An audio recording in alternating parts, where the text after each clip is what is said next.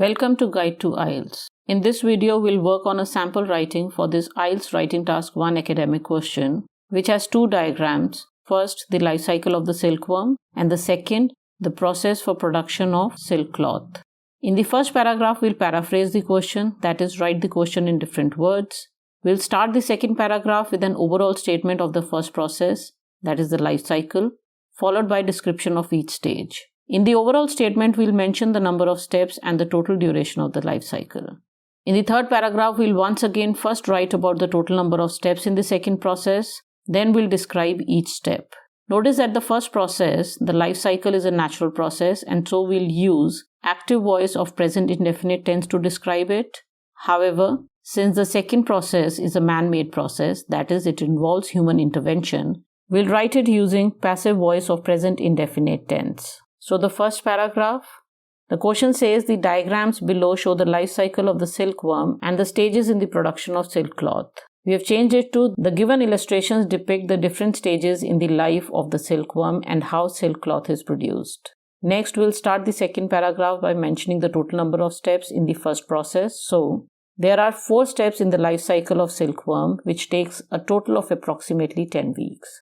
From here on, we'll describe each step in the life cycle of the silkworm.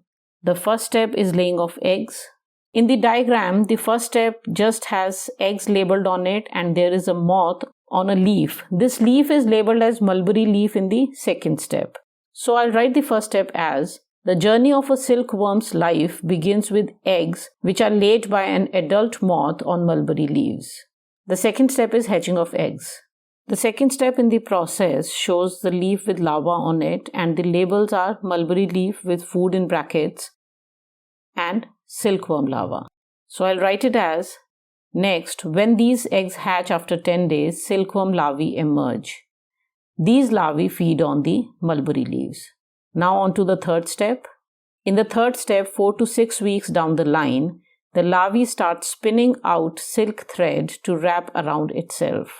If you can't think of words like spinning out, you could just write the larvae start giving out or larvae give out silk thread which it wraps around itself. The next step will start with subsequently. Subsequently, after 3 to 6 days, a cocoon is formed which completely encompasses each larva. I could just write it as subsequently after 3 to 6 days, the larva is completely enclosed in a cocoon.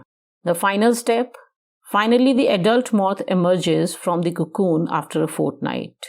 This adult silk moth lays eggs and the cycle continues. Here, I have highlighted the parts with phrases which can be used in different processes. Observe that I have used different phrases to transition from one step to the other. I have even mentioned the number of days or weeks in different ways. In one place, I have changed 15 days to a fortnight. Now on to the third paragraph, which will describe the process of silk cloth production. Because it mentions production in the question and also in the process, I'll change it to producing in my writing. So once again, first the overall statement for this process. For producing silk cloth, there are a total of 6 steps from selection of the cocoon to dyeing of the thread or the cloth. Throughout the process, observe that I'll use different forms of the verbs given in the process. If there is select given in the process, I'll change it to selecting or selection. Boil, I'll change it to boiling or boiled. So the first step is selection of the cocoon. I'll write it as, firstly, a cocoon is selected, which is then boiled in water. So I've mentioned 2 steps in one sentence. Next, the third step. The third step involves unwinding of the boiled cocoon to get threads of 300 to 900 millimeter length. I could also write this as, the third step involves unwinding of the boiled cocoon to get threads which have a length of 300 to 900 millimeters. The next step. In the next step, the threads are twisted to make thicker, longer threads. The next step is weaving of the silk cloth. So I'll write it as, these threads are then woven to produce silk cloth. Lastly, because either the thread or the cloth could be dyed, I'll simply write it as either the thread or the cloth can be dyed.